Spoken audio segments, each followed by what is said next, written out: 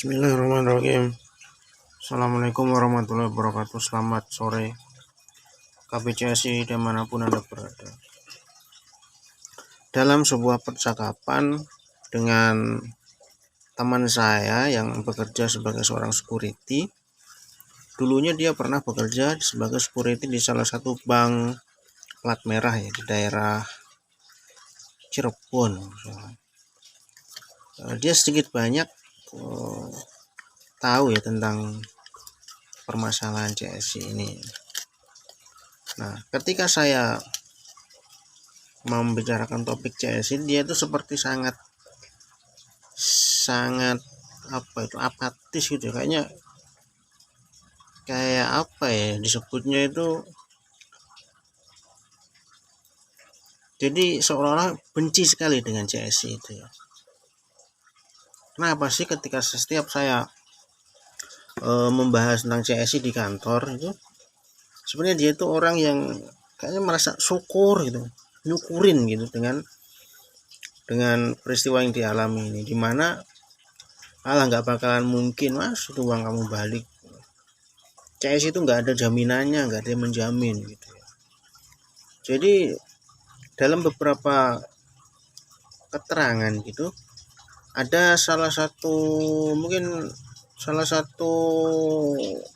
anggota CSI, entah itu marketing atau apa, yang mungkin juga temannya dia itu yang belagu dan juga sombong setelah dia ikut gabung dengan CSI. Sombongnya nggak ketulungan itu mas, orang itu yang tadinya cuma pedagang warung kopi, terus gaya ngomongnya itu. Terus di samping itu ada pembicaraan dengan mungkin salah satu mantri atau apa gitu ya. Oh ini gimana nih omset kita kok nggak naik-naik gitu, atau banyak nasabah yang mengambil uangnya kemudian dialihkan ke CSI. Nah, mungkin hal inilah yang menjadikan latar belakang ya. Ini CSI ini harus dijegal gitu, harus dipelanggar. Kalau dalam sepak bola itu mungkin di-tackle itu biar terjatuh. Karena di satu sisi dia itu membuka peluang untuk banyak anggotanya, namun di sisi lain dia itu menciptakan sebuah persaingan yang bisa dibilang kurang sehat atau gimana ya, sehingga terkesan seperti menyalahi aturan. Dan dosa CSI itu satu dosa CSI yang besar yang terhadap anggotanya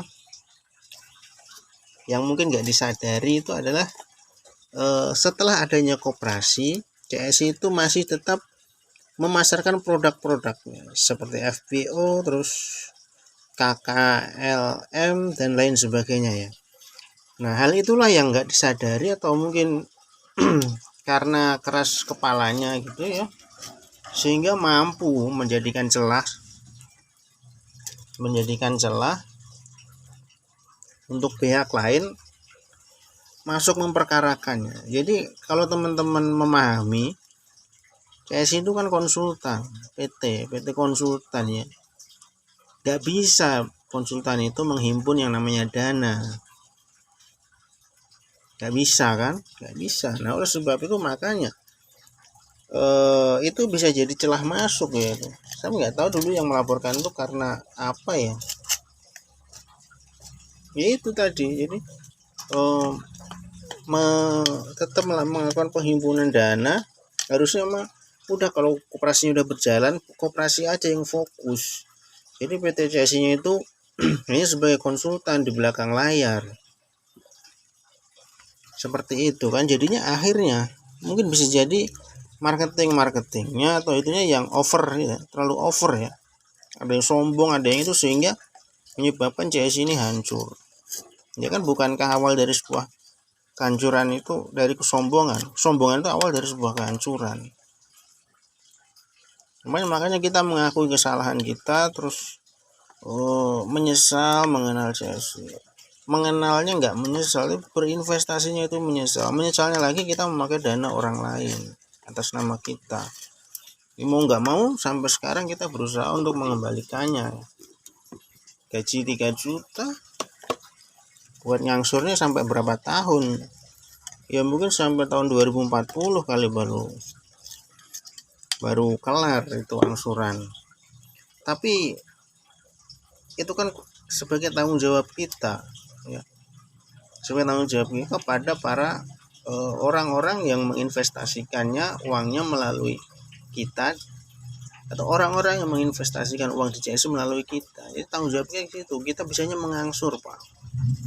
Ya sudah. Untungnya mereka bisa mengerti ya, tapi kan kalau kita pinjam ke bank kan nggak bakalan mengerti dari pihak bank. Pokoknya kalau nggak bisa ya disita, aset kita disita. Ini nggak mikir sampai di situ apa itu para Pak direksi itu yang terhormat.